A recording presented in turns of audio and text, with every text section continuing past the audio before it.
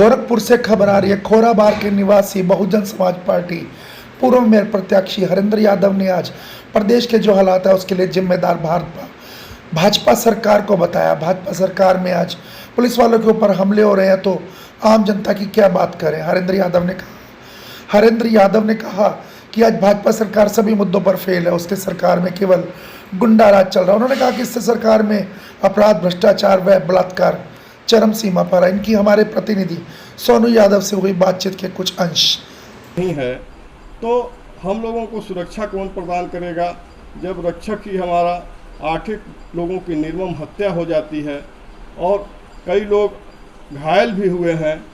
इससे जनता बहुत डरी हुई है और कानून व्यवस्था बिल्कुल फेल हो चुकी है। उत्तर प्रदेश की बिल्कुल फेल हो चुकी है। कहीं भी कानून का राज नहीं, जंगल का राज हो गया उत्तर प्रदेश में और कानून व्यवस्था बिल्कुल फेल हो चुकी है सरकार की। हमारे मुख्यमंत्री इसी गोरखपुर शहर से आते हैं और गोरखपुर की रोडों की हालत बड़ी जर्जर है। बिल्कुल सही बात कर रहे हैं। ये गृह जनपद है माननीय मुख्यमंत्री योगी आदित्यनाथ जी का और यहाँ की जनता ने बड़ी उम्मीद के साथ उनको कई बार सांसद बनाया और उनको मुख्यमंत्री बनने का भी गौरव प्राप्त हुआ। बाकी जो विकास गोरखपुर में होना चाहिए वो विकास अभी तक आधा अधूरा लटका हुआ है।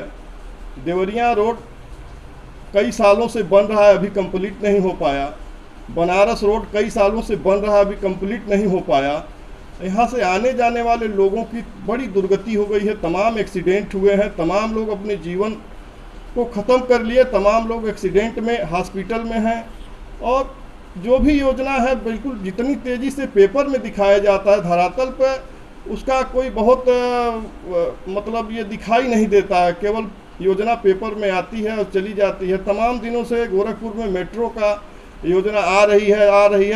अब सरकार का भी मतलब 3.5 साल पूरा होने वाला है और कब उत्तर प्रदेश सरकार गोरखपुर गृह जनपद में मेट्रो लाने का काम करेगी हमको तो नहीं दिखाई दे रहा कि गोरखपुर में मेट्रो आ पाएगी। सरकार विकास के मुद्दे पे सत्ता में आई थी, आपको विकास कहाँ दिखाई दे रहा है?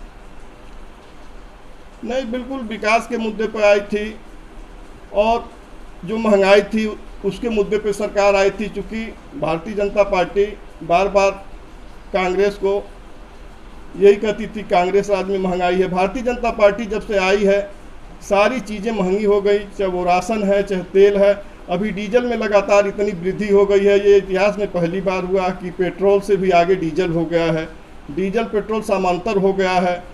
डीजल जो हमारे किसानों के लिए खेती और किसानी के काम में ज़्यादा से ज़्यादा उपयोग किया जाता है और डीजल की महंगाई बढ़ने से किसान भी बहुत आहत हैं और उससे जितनी ढुलाई का काम होता है सारी चीज़ों का रेट में बड़ी तेज़ी से इजाफा हो गया है।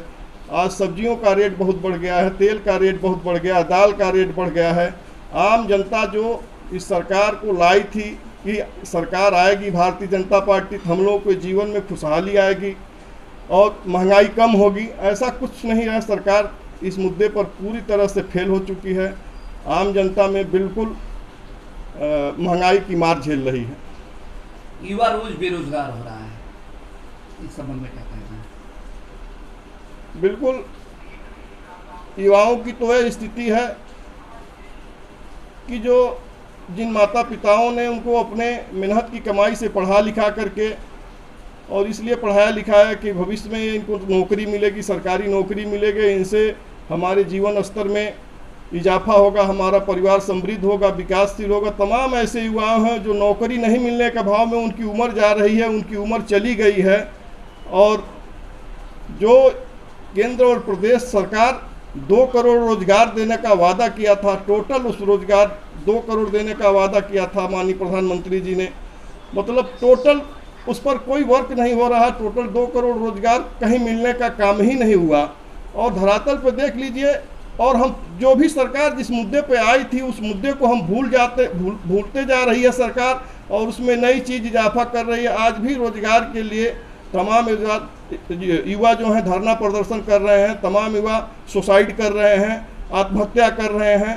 रोजगार का कोई अता पता ही नहीं है और इस मतलब यहाँ जीवन यापन करना बहुत कठिन हो गया है क्योंकि नोटबंदी हुआ, नोटबंदी के बाद तमाम धंधा व्यवसाय बंद हो गए और अभी कुछ उभर रहा था, तब तक इस देश में कोरोना जैसी महामारी आ गई है।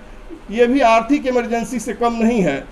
आज आदमी केवल किसी तरीके से उसका खर्चा चल जाए, किसी तरीके से उसको खाना मिल जाए, बस यही बहुत है। बाकी सारी चीज़ें, अगर जो बीमार है अच्छे हॉस्पिटल में उसको दिखलाना है तो भी समस्या है। उसके पास आर्थिक स्थिति इतनी कमज़ोर हो गई है कि अच्छा चिकित्सा और अच्छा शिक्षा अपने परिवार को देने में असमर्थ है। आपकी पार्टी सत्ता में आती है तो इन कमियों को कैसे दूर करेगी? बहुजन समाज पार्टी, माननीय बहन जी हम लोगों की नेता, उत्तर प्रदेश में 4 बार मुख्यमंत्री बनी है और लोगों के विश्वास पर खरी उतरी हैं। और निश्चित तौर पर माननीय बहन जी ने जब इस प्रदेश में की बागडोर संभाली है तो सबको पता है कि लाइन आर्डर माननीय बहन जी का बहुत मजबूत होता है। और निश्चित तौर पर बहुजन समाज पार्टी में गुंडे प्रदेश छोड़ कर के बाहर चले जाते हैं, अपराध रेट कम हो जाता है। और बहन जी ने आकर के जब 2007 से बार सरकार बनी थी, सरकार में पूर्ण बहुमत के आई थी, तो माननीय बहन जी ने 1 लाख लोगों का भर्ती किया था, जो हर गांव का आदमी की भर्ती की थी। आज वो बिल्कुल उस परिवार में आम लोगों के लिए सोचने का काम माननीय बहन जी ने करती हैं। नौकरी और रोजगार का काम करती हैं, किसानों के लिए काम करती हैं, तमाम विश्वविद्यालय बनवाए, तमाम यूनिवर्सिटी बनवाई, तमाम ऐसी चीज़ें बनवाई बहन जी ने। ये चीज़ हमको कहने की बात नहीं है, जितने बुद्धिजीवी लोग हैं उस चीज़ पर अपना देख लें कि बहन जी की सरकार सबसे उत्तम सरकार है। कोरोना से बचने के लिए लोगों से क्या अपील करना चाहिए? नहीं, बिल्कुल इस देश में, इस प्रदेश में एक बहुत बड़ी महामारी है और इससे पूरा देश ही नहीं पूरा विश्व प्रभावित हुआ है।